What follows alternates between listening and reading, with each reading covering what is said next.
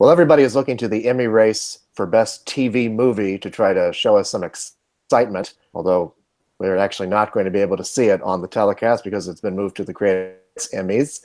So you'll have to check in at Gold Derby to find out who actually won that prize. Joining me now to discuss the category are Amanda Spears and Riley Chow. Amanda, let me start with you. What's going to win Best TV Movie? Well, I think what they're doing is a travesty. This is going to sully the Oscars.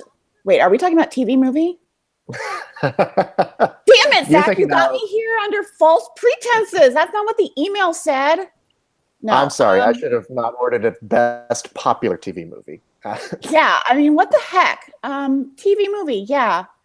Black Mirror, sure. That will win. It has probably the most nominations out of all of these others. Riley, I'm still mad. You said we were going to talk about the Oscars. Another time, I'm sure.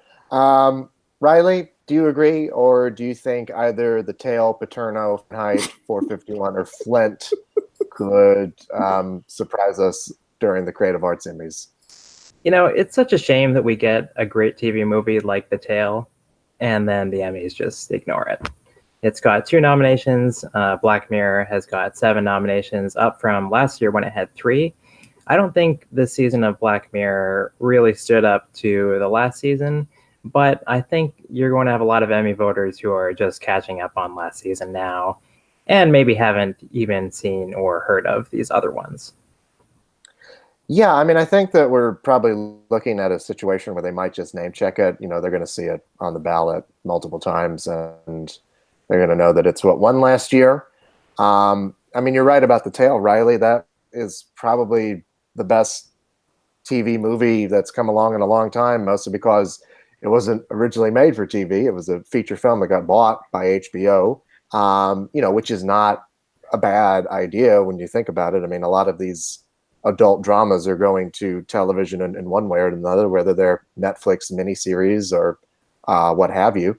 So it's not a bad business model. It's just a shame that the movie could not have been better promoted, or, you know. Well, they bought it at the last minute. I mean, that's kind of the problem is it's not like, and I don't need to defend HBO, but, you know, they had Fahrenheit 451 ready to go for a long time. They had Paterno ready to go for a long time. They bought this at Sundance and then just pushed it on the air. So they never really had the chance to ramp up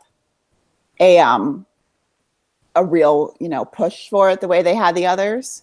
See, which is a shame. I'm not sure I agree with that, because they did buy it at Sundance in January, but then they aired it in May. And I mean, it's not like I ever saw a Fahrenheit 451 ad before like April even. I started seeing them in March. I mean, March, sure. Yeah, I just feel like they thought Fahrenheit 451 was going to be better. And I had high expectations just from the trailer because it looked amazing. It really did.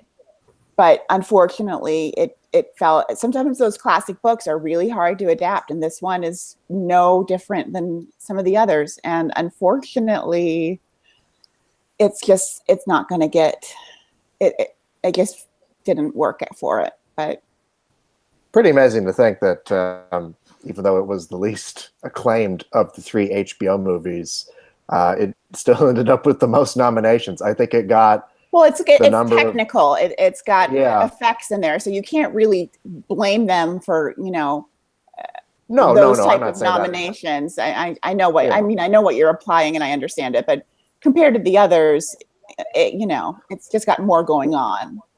Well, it's surprising when you look at something like, say, Paterno, which Al Pacino in that movie Best Actor. But, you know, that should have been just like an automatic name-checked thing. I think and then the when problem you have somebody like with Paterno is he's not the lead. He's not the lead of that movie. I'm sorry. He's barely a supporting character. Mm-hmm. He does nothing. Well, then also you have something like The Tale, which, you know, should have theoretically gotten nominations for somebody like Ellen Burstyn or Jason Ritter, or writing or directing. I mean, you know, it's kind of amazing that they still only ended up getting 2 apiece when, you know, they had the potential to get more. Yeah, Zach, I'll say I know what you mean about how it's weird that Fahrenheit 451 gets all those nominations.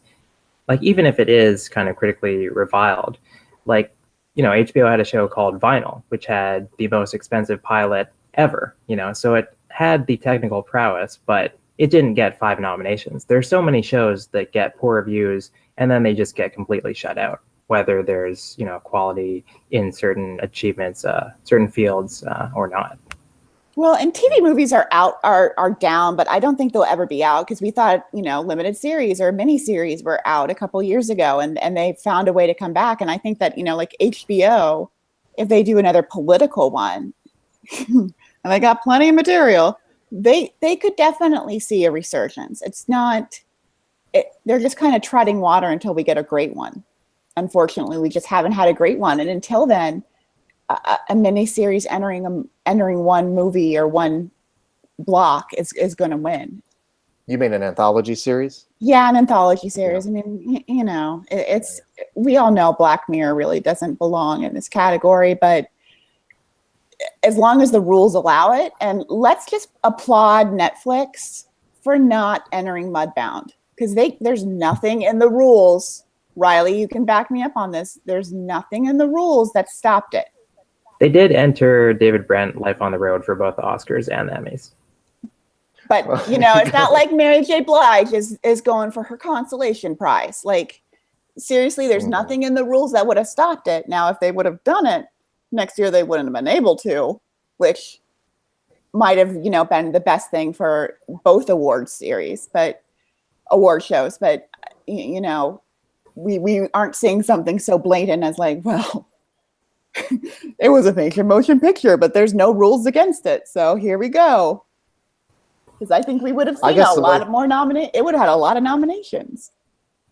Yeah. I guess the way for this category to survive is A, quality, and B, maybe, the model of picking up films from Sundance that have really poor prospects of a theatrical run and then airing them on HBO. I mean, that's not a bad model to follow because there is an audience for movies like The Tale. It just might not necessarily be a theatrical audience. People might be more inclined to watch it through their HBO subscription than to, pay for a night out at the theater. And at least their film got seen. Like, let's face it, if it was released in the theater, there's a chance it would never. Laura Dern would have just been one of those people who went, God, she's so good in that. It's a shame she's not getting any attention. So at least, like she got nominated, the film got nominated. So it's a best case, worst case kind of scenario. Well, I should say the 5th nominee in this category is Flint. That's the one we haven't talked about. And I guess there's a good reason for that. Well, yeah, this is the second non-consecutive year that they've shipped TV movie off to the Creative Arts. The last time was when we had another Queen Latifah movie, Bessie. See, I like that one. I thought that was a good one, personally, but I'll stop. It was a good one. I wonder if next year we will see another merging of TV movie and limited series as they have done in past years, and we'll just get a 7 nominee category. It's possible. It's possible, but then what will happen is they'll have a resurgence of television movies, and then they'll have to split it up again, and it's just one of those things where it's better for them each to have their own category and for us to have a few down years, because what happens if the next game changes next year and that dominates the movie mini field and then there's no miniseries awarded? I mean, that'll be the next thing that happens. So it's just best to leave them as is and just let it go. I'll say about Flint, that is a Lifetime movie through and through, and I do mean that as an insult.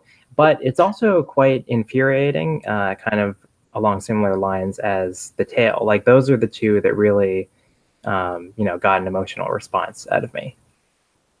And it is topical. I mean, it is concerning an ongoing crisis, something that we've forgotten is even still a problem with everything else in the world going on. So I don't know. There's perhaps a chance that it could get some votes. If there were no Black Mirror and we just had these 3 HBO movies that not really many people have seen, and a Lifetime movie that not many people have seen that has a flashy title, I might have to go with that one by default. It's just that right now, Black Mirror is the default choice because maybe people haven't seen this season, but they've probably seen it at some point. Just the same way that Sherlock was the default choice, even when it was going up against All the Way.